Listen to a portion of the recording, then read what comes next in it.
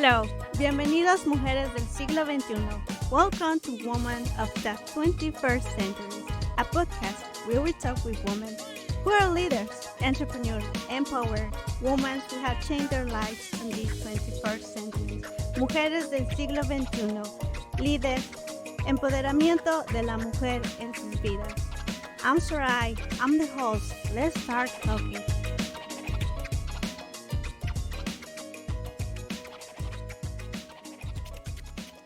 Today we want to talk about domestic violence, and I have a guest. She is working on a hotline, and she's from Greenwich. You're working in Greenwich, and okay, Denisse, introduce yourself. Hi, Sari. Thank you for having me here. I'm very glad to be here. Yes, I work for Greenwich Domestic Violence Hotline, and I'm here to give you information for our community and to share my little knowledge of my experience as a domestic violence survivor and also as a domestic violence crisis hotline. So Denisse, so talking more, who you are? Who is Denisse? That's a great question. It's always hard to introduce myself, but I am a woman of faith, and I always begin there. And I'm a wife of an amazing husband and a mother of 4 precious kids. Wow. Yes. And I am very passionate about healthy relationships. Yes. And I think in this journey, I find that it's the relationship with myself and ourselves, right, with one another that it all begins there. Exactly. Yes. So my other thing is how are you involved on this hotline? Yeah, now in this time of my life, I'm very glad to look back and see how God really brought me and walked me through what I experienced and all these chapters of my life. And I ended up being starting with domestic violence. Exactly. In Greenwich, right around, it's been a long time, since 2011, 2010. And I began to work there as someone who received service. Yeah. I then transitioned to be a volunteer. And then I was certified with them and through them, to assist in the hotlines. Oh, okay. Yeah. Wow. I also, that's my passion. Some of my passion, and but aside of that, I'm a bookkeeper administrator for a Christian ministry, and that's also what I do. Yeah, I love numbers and I love women and codes. Yes, that's good. So I was thinking. So. Every day, how many calls every day you have? So, if I can give you the data that I have, let me pull that out because I don't know from the top of my head. But I know throughout the quarantine, our calls really increased. Yeah, I think so. Because a lot of men were at home and a lot of women were home, obviously, and that I think that increased across the country domestic violence cases. Yeah. So I don't have an exact number, but I can say that about 20 people per minute. 20 people per minute are suffering in any form. In any way, form, shape of abuse, of domestic violence with a partner here in the United States. Wow. And that equals around 10 millions of men and women a year. Wow. That's about 960,000 and 3 million of those incidents are reported annually.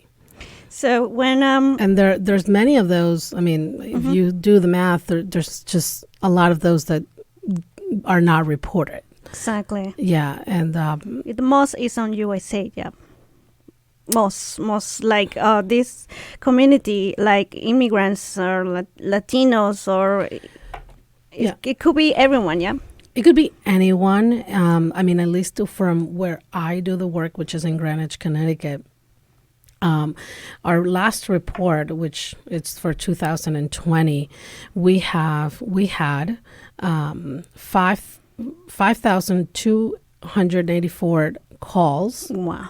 5,284 calls.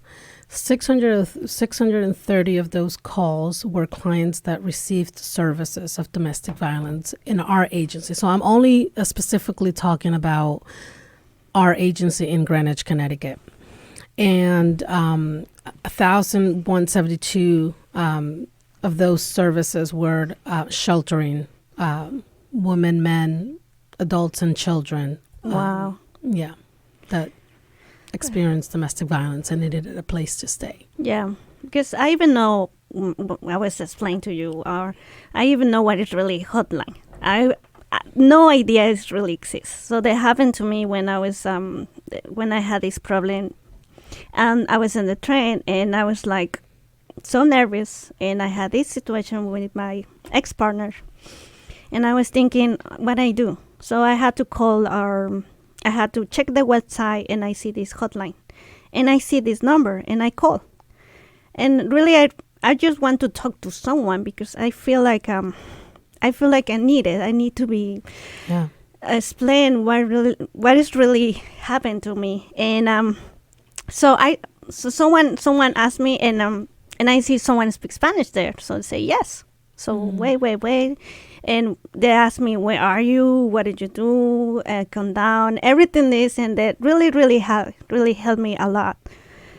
This conversation with this lady. And I feel like they know, because it's not like maybe like, the police officer, because you see they're different. They don't treat nice like this lady treat me very nice. And I feel the empathy. I feel it. I see like my sister, like someone in there.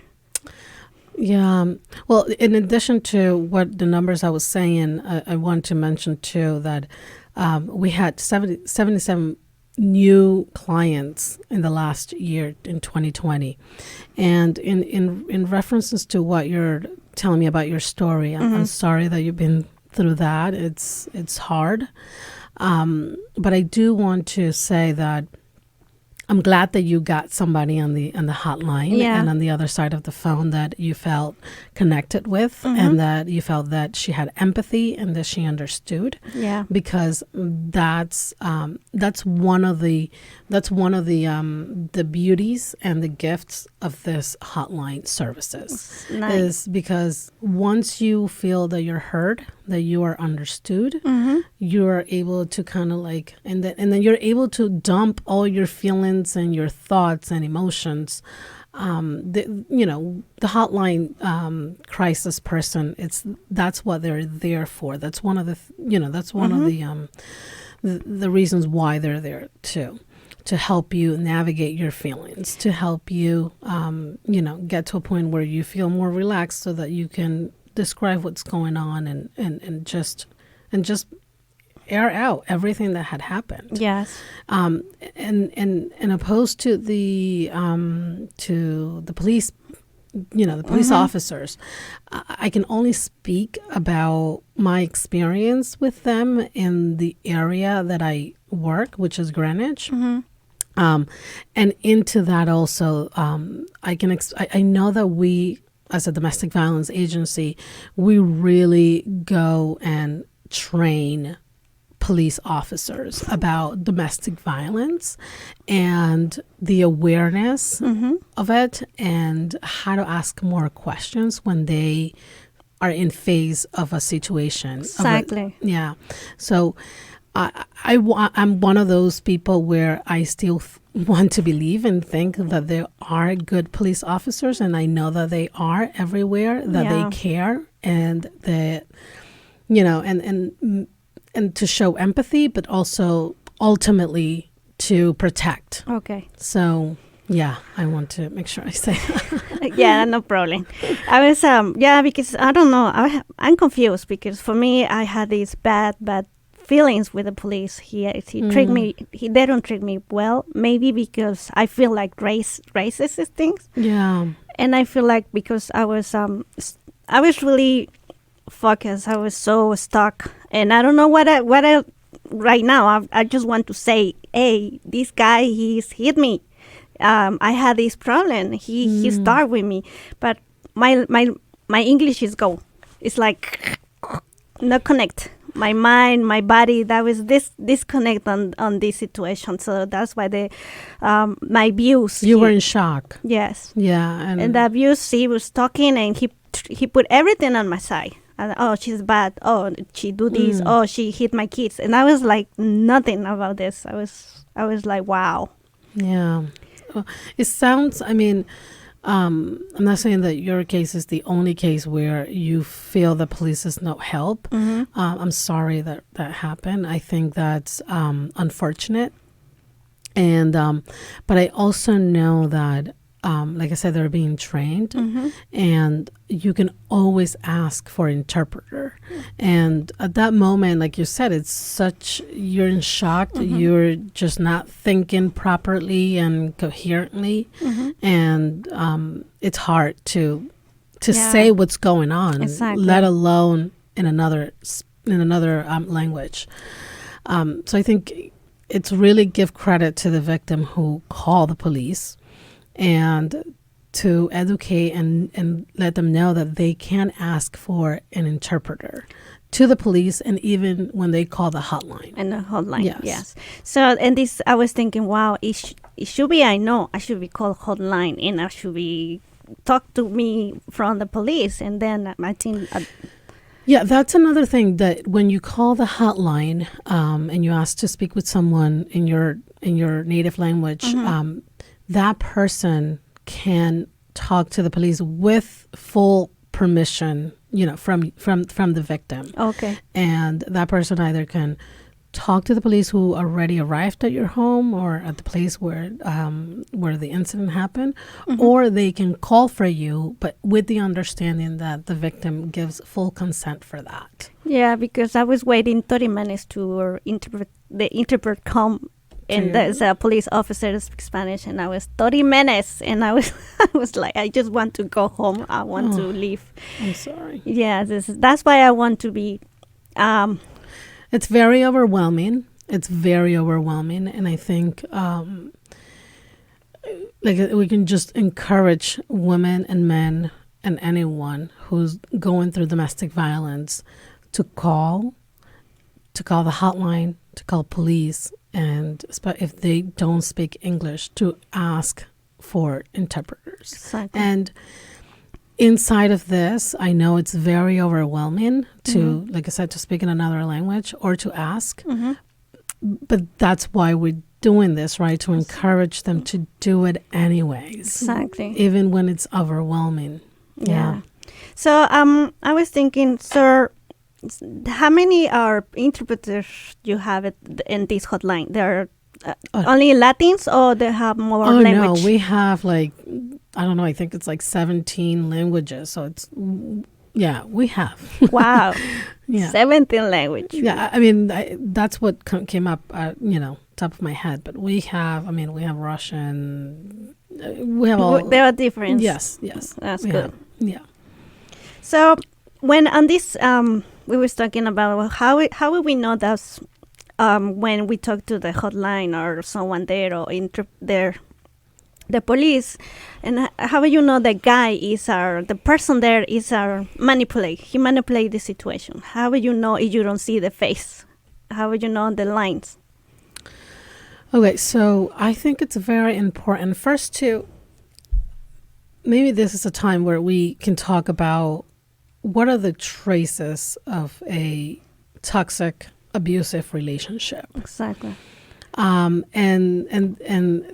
I can still say that education about this is so important, because when you label and you name the behaviors, and I'm not going to say that it's easy, but I think it becomes easier in so many ways to say what is going on in details. So, for example, manipulation is a form of abuse. Yeah. And in manipulation, there's basically a lot of branches of how someone can manipulate. Yeah. Right? Gaslighting, which is basically gaslighting is the abuser through the gaslighting makes the victim doubt about her sanity or his sanity. Yes. So basically you think you're going crazy, you think you're crazy, and somehow there is disconnection with reality and your inner world. It's like it's not happening, but it's happening. But if I say it's happening, I am the crazy one. Wow. And then you are the one to be blamed for, quote unquote. So you believe that you're the one to be blamed for. And there's a lot of shame on top of that. Sexual abuse. And this is like one of the things that is not, I don't think it's being said enough that if you're married and if you say no to sex and you're forced to be sexual with your partner, that you're being sexually abused. Wow. That's good to know. Yes. There is financial abuse, and that's when the abuser holds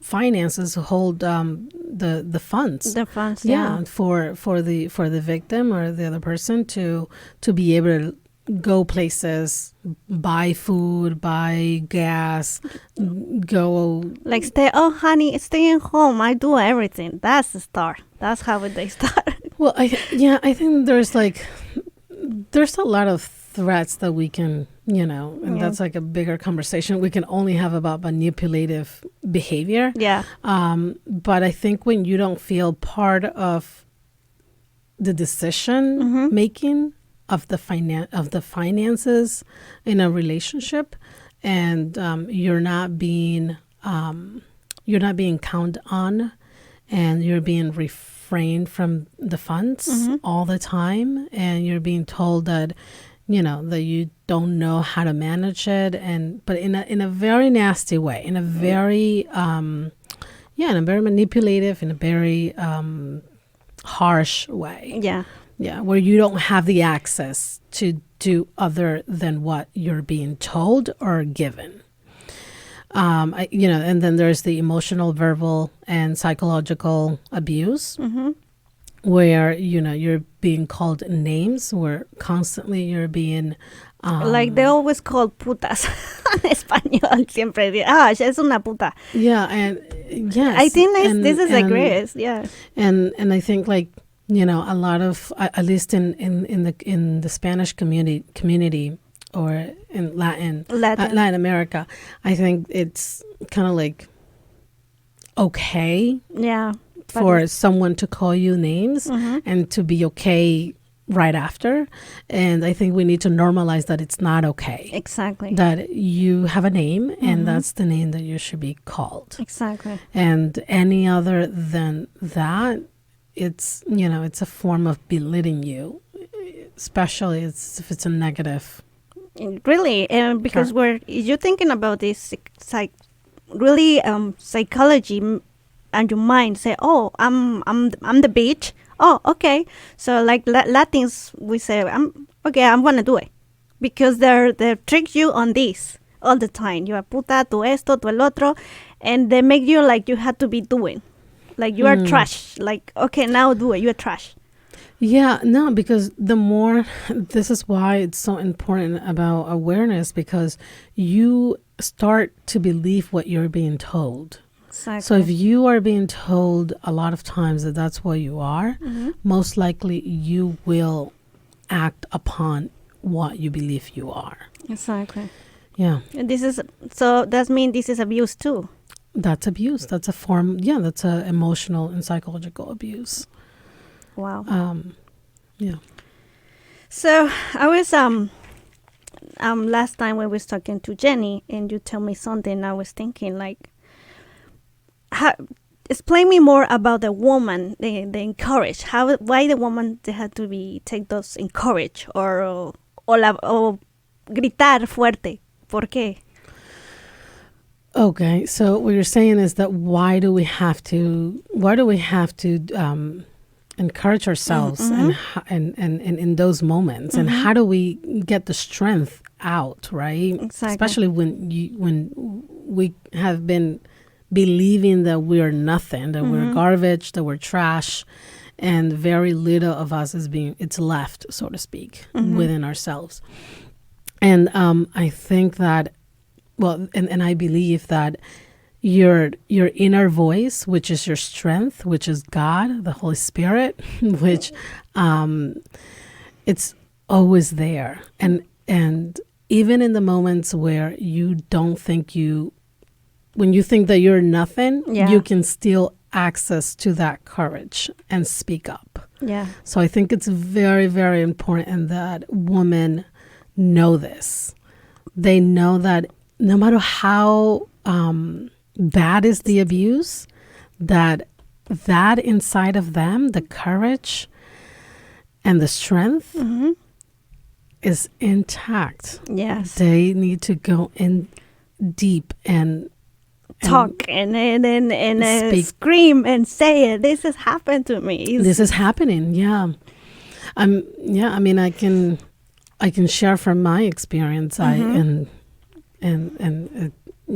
Just tell it too. Don't worry. It's okay. Yeah, but I was in a domestic violence situation, and I was already a volunteer in Greenwich, in the agency that I still work for, and I was going through my training to become basically certified for what I do now, and I was going through.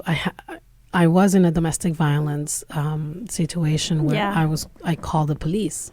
Wow. And I mean, if you talk about shame, shame. I felt shame to say that I was going through this, and that I was actually, and there. Yeah, I was actually getting certified and all this. And when the police came when the police came and they were like, okay, but nothing, because the words to say, okay, he pushed me, he called me names, I'm scared. I couldn't get those words out. So what I had to do is to say, I know you're being trained, because at that point I knew that they were trained about domestic violence. Yeah. So I said, I know you're being trained about this, and I can't have you leave me here with this man. I need you to do something for me. Exactly. And if you don't, I'm going to be harmed. Wow. And I think, like I said, I was just that little voice. Yes. Even though I couldn't get the words out. That courage you're talking about. But I think that was a courageous moment where the police officer he got the hints. Like he was able to do something. And then ask the questions, and then intervene from there. But they were about to leave, and they were about to leave me there with the abuser.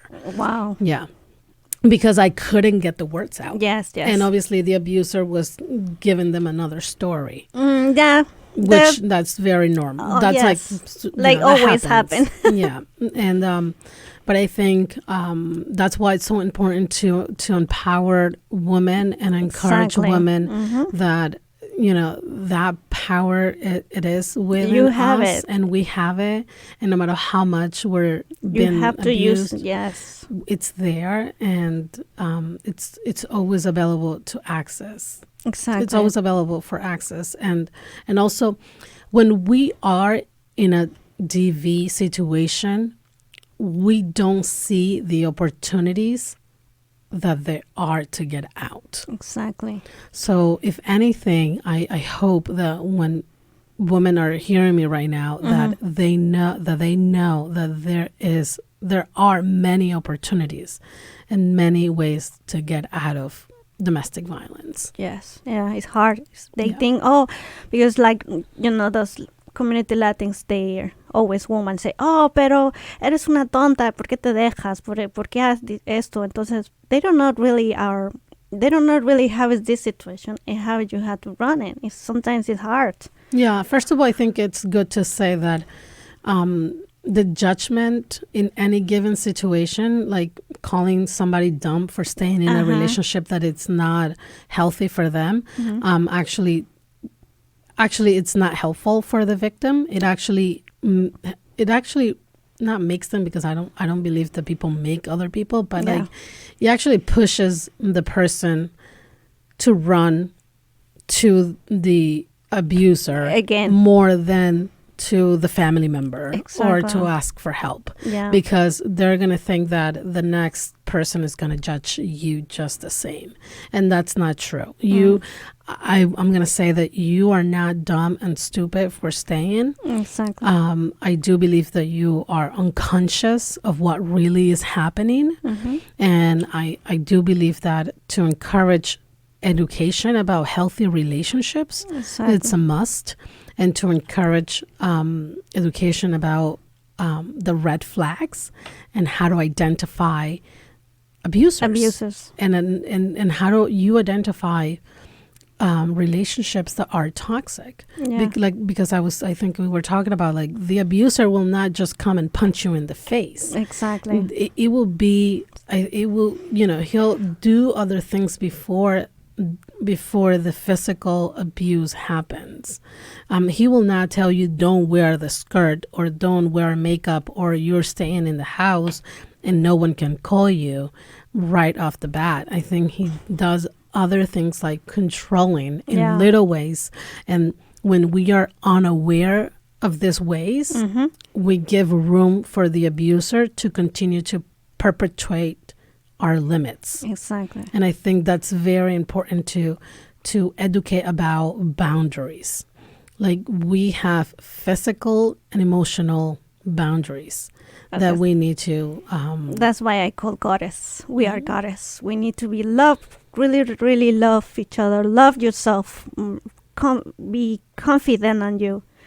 And I think confidence and love yourself, it's a journey that you grow into every day, the more you take steps towards that.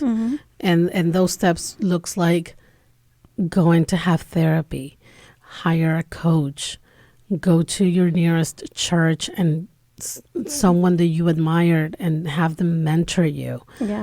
Talk about it. Don't stop talking about it. This is the problem, like most like Latinos, we are the women, they don't want to speak. They feel like shame. They don't want to say it. This has happened to me. Shame is it's thick in it. It's very thick, especially in domestic violence, and this that we need to have this perfect life, and woman has to have it perfect. Exactly. And I think we're beautifully unperfect, and that's actually perfect that we're so imperfect. And really to know that you are loved and that you deserve loved.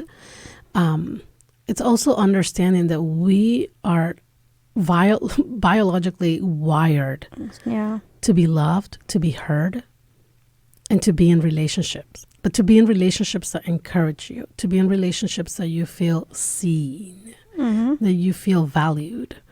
And that relationship also starts with you. Exactly. And I mean, I can speak from my experience, and like I said, I think a walk with your, at least for me, with my spiritual life, in growing and trusting God and knowing that He was going to get me out, but I needed it to make steps, I needed to take action in faith towards being emotionally free from codependency and putting my worth in men that did not value me.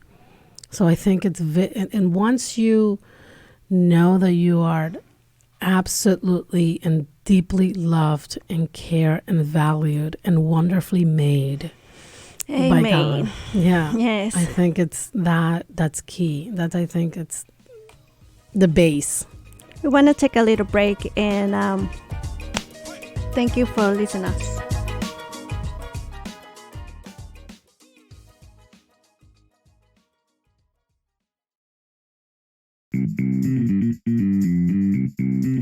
If you're interested in listening to information about midwifery through the lens of race, culture, and sexuality, if you have a uterus, know someone who has a uterus, or are just interested in information about people with uteruses, tune in to the Midwife Crisis Podcast.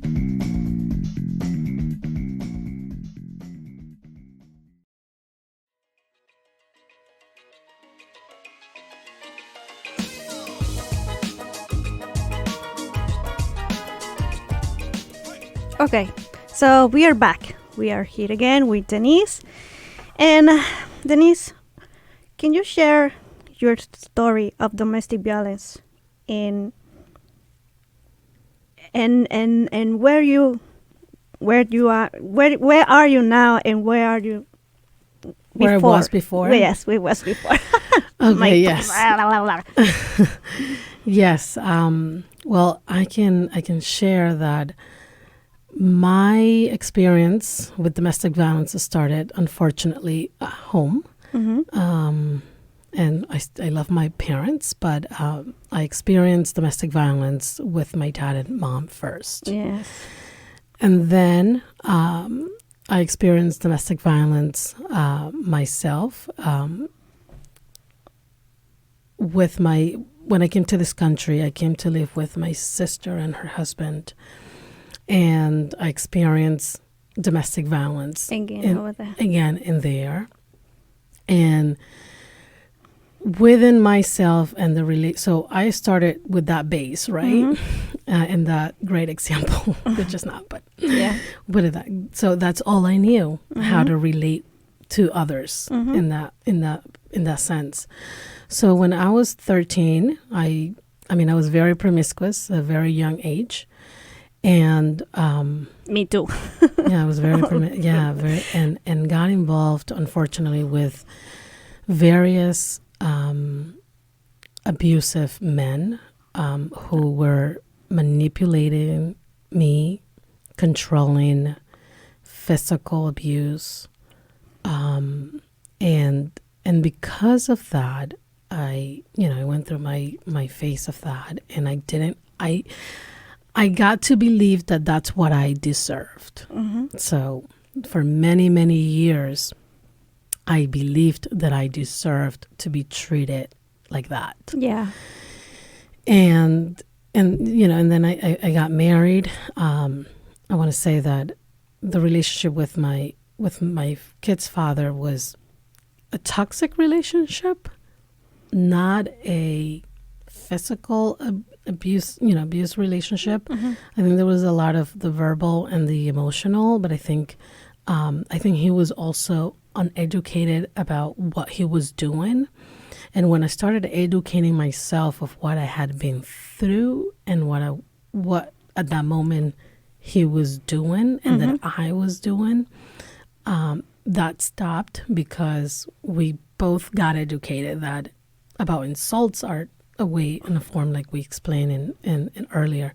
So, but with that, and I got divorced, I remarried again, and I experienced domestic violence again. Again. Wow. Yes.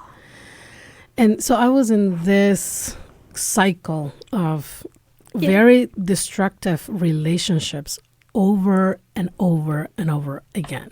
Because this happened, and we'll see in house. We'll see all this in the house. We'll see the patterns there. I see my dad. He was like explaining. He was. Mm-hmm. We see all this situation, and we don't see they're different. We see it's nothing. It's like this is like this, and it's nothing is changed. But it's really we they don't have know. to be like that. Yeah, we don't know the difference, and we don't know what actually looks healthy and what is healthy anyway. Exactly. Right? Yeah. So I think that because I went through all of that and being in so much suffering, I think pain it's inevitable. You're going to go through painful situations in life. Yeah. But suffering, I think, is a choice. And at least for me, I have chosen to live in suffering unconsciously for so long, so that it came to a point where I no longer wanted it to suffer. Yeah. And being lost in the suffering and not knowing how to get out was actually my place of actually getting out of it. So, and within this, I want to say that there's, like I said, there's in all of this, there's choices, and you're gonna have pain. You're gonna have pain of going out of the relationship and missing the abuser, missing the relationship, because you care for these people that you get involved with. Exactly. So going through the phase of separation and breakup, all of that, it's you have to go through it. But then there's also a choice that most of when we are in it, we make, and it's the suffering of staying in a relationship where you're going to be battered, you're going to be abused, you're going to be, financially abused, emotionally abused, physically, sexually. So whether we want to, we don't know it in that moment that we're making that choice. But that's why it's important that people know that there is a choice, that you can make the choice. And that's the choice you make it. So so that's the choice I made in midst of the suffering. I suffered so much, I had enough of the suffering. Awesome. And so I was walking in Stamford, Connecticut. I bumped into a bathroom in Yukon, in the University of Yukon. Yeah. And there was a little card with the domestic violence hotline number. Yes. And I called and I said, this is what's going on. So I immediately got into seeing a therapist. Mm-hmm. And they provided, and I hope whoever is hearing me that know that the agencies will provide resources like books, therapy, workshops, groups. And so they provided all of that. And I think that was the beginning of me getting out of and this. Yes. And then like this doesn't, it began there. I think I continued to learn. Now I'm in a different place. Mm-hmm. I'm happily married with an amazing, kind, compassionate, loving, joyful man. Wow. And we have really a great relationship. And I call it, he's my God-given man because he is. Wow. And I also described my relationship as I wake up every morning and I pinch myself because I can look back. Daydreaming. Oh. Yeah, I can look back and say where I was and where I am. And relationships are not perfect, but abuse, it's not part of the imperfection. Yes. So that's to be clear that, to be in a healthy relationship with others, especially with a significant other, it is important to exalt and know that it is first with yourself. Mm-hmm. And with yourself is knowing your value and knowing what God thinks about you. Exactly. And not only knowing in the head, but experiencing in the heart. And having that connection within the heart and the head and who you are and why God created you and what's your purpose.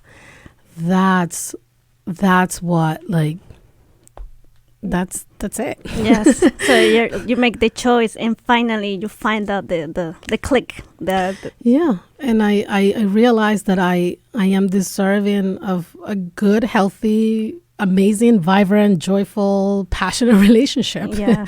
And now I'm in one, and I can say that I'm on the other side, and I can say that it is possible. And it is possible to experience it in a relationship with another human being. Yes. And that's the beauty of it, that when we do the work and when we go through it and go through the pain, and we're honest with ourselves, we take responsibility that we are also co-creating our lives with the choices that we are making. Exactly. And that, you know, and God is always there to support us.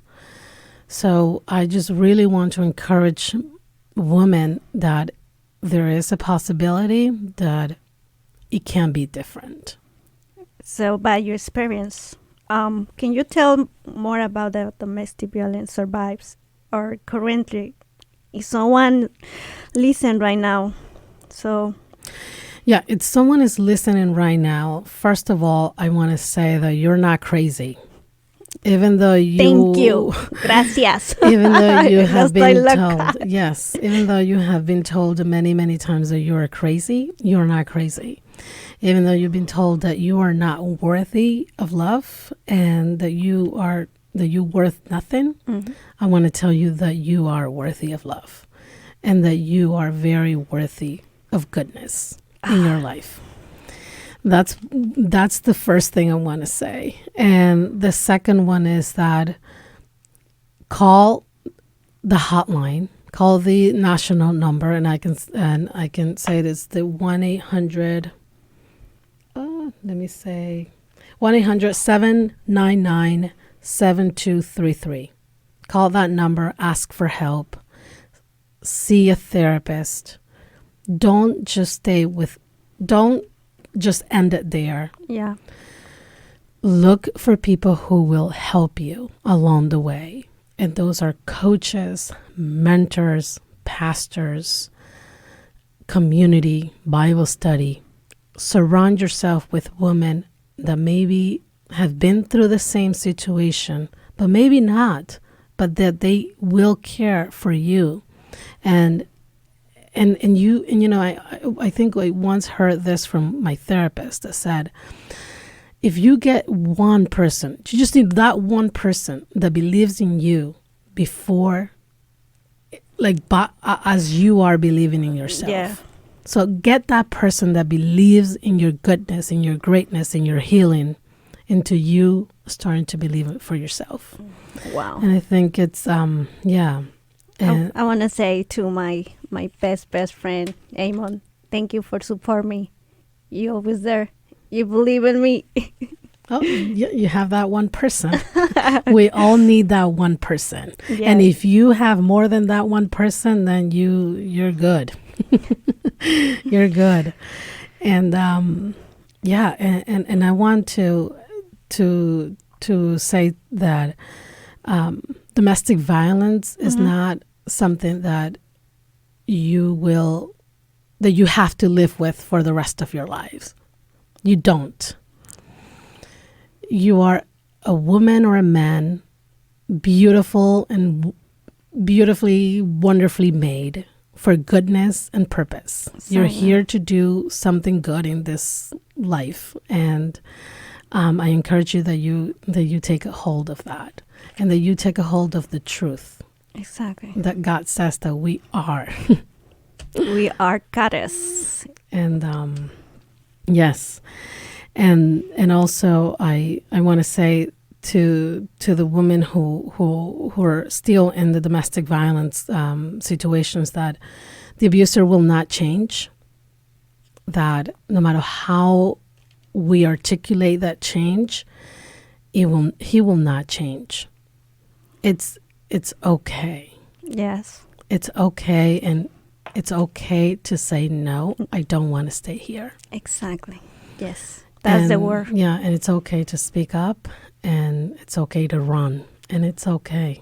Like you say some words in Spanish when you see the devil and run and sí, ves el diablo, corre. Sí, y yo creo que una vez que tú pasas por una situación así, tienes la habilidad de volverte más fuerte y de empoderar a otras mujeres a tomar decisiones empoderadas. Exactly. Y amarse incondicionalmente. Y quiero compartir que yo he tenido along the way a lot of mentors, a lot of coaches, a lot of people that really have come by my side. Mm-hmm. And they're always in seasons. So but look for them because they're out there and they want to help. Yes. Yeah. And I will give you the names of the people who have helped me and who are currently people that do this, this is what they do. Yeah. And I want them to have access to them. So it's only that's the information you give it to us. That's the phone number. And so I will give you information, which is the phone number, which is the 800-799-7233. That's the national number of domestic violence, and they will connect you with your local region. And also into this, you don't have to talk to people within your region if that's what you decide not, because you feel that your abuser will have somehow connections and you just don't feel safe for whatever reason. Other regions can give you phone services as, teletherapy and counseling and resources from other regions. okay. Yeah. But it's good that you connect with your region. But in case there's certain cases that it's just best because of safety, that's fine too. Yeah. And And the website, they have a website. oh, yes, they do have a website, and their website is www.thehotline.org. Perfect. Yes. And also for the Spanish community, for the Latinos who are scared of calling the hotline because of their immigrational status, I really want to exalt that, at least in Greenwich, and police will attend to your call, and regardless of your status, and all the agencies, all the domestic violence are there to help you, regardless of your status, your race, and your gender. Exactly. Yes, and there are two resources that I want to share, which is Build in One Community, which is here in Connecticut. Okay. And there's the other one, which is CIRI, which is the Connecticut Institute for Refugees and Immigrants. And they have a lot of information about immigration. But I really want to say this again, may your immigrational status not be an impediment for you to call the hotline and report abuse. Perfect. Thank you. Thank you for listening. This is Mujeres del Siglo XXI. Thank you.